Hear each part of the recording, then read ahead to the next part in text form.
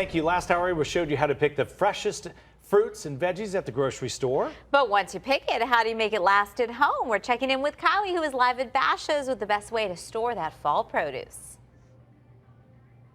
Hey, good morning, guys. We're here with Ashley Schick. She is like our produce guru, and so she is here to share some secrets. So we picked it in our last hour with one of your produce supervisors, Andy. Yep. And now you're helping us make it last at home. Yes. What's the key? Well, it's really all about making sure you've got the right utensils in your kitchen to keep things lasting. And it might take you a little bit of extra time to prep things, but they will last you through the winter. And fall is much different than summer. I mean, all of the stuff we're cooking with is a lot different. A lot different, particularly like the squashes, they're much hardier, so they last a lot longer versus like your strawberries, your berries, that kind of stuff is much more perishable. We see apples a lot in the grocery store. How long can apples usually last for? You probably want to eat them within about a week of getting them at the store.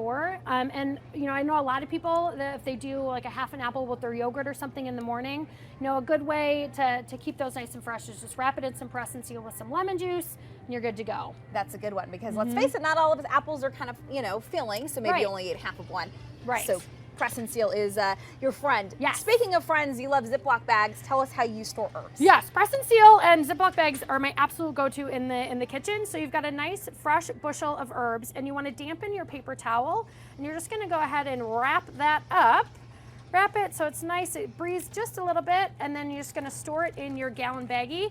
Ziploc that bad boy, put those in the fridge, and those will last you a lot longer. So now let's talk about kind of the fun things that you can do. We'll start with the acorn squashes. I didn't grow up with that. Yes, You did. I did. And you've got some cool ways to eat them. Yeah, so my mother used to give this to us when we were growing up. A nice, classic, easy way to do it is you cut it open, hollow out the seeds, and then you put about a tablespoon of butter and about a tablespoon of brown sugar. Roast that at about 400 degrees for 20 to 25 minutes.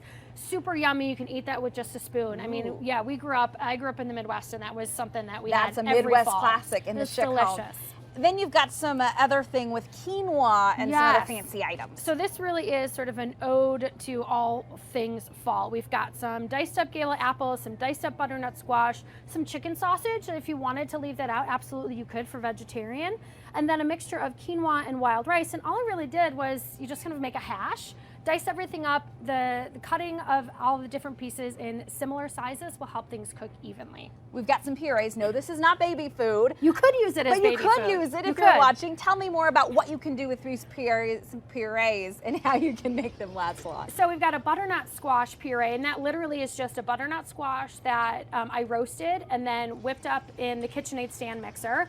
And then your pumpkins. Now, a good thing to know about the pumpkins, these giant guys, these are what you want to carve. They're not necessarily what you want to eat.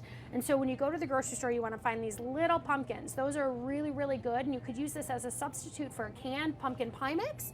And all this stuff, you could just put it in your freezer and it will last for months on end. Okay, we appreciate your time, Ashley, and we have more tips on my Facebook page. We did a little Facebook Live with Ashley, so be sure to go to that. Kylie Cruz TV. We'll send it back to you. And I remember her tips for taking care of your berries, and it really did make a difference in my house. So thanks, ladies.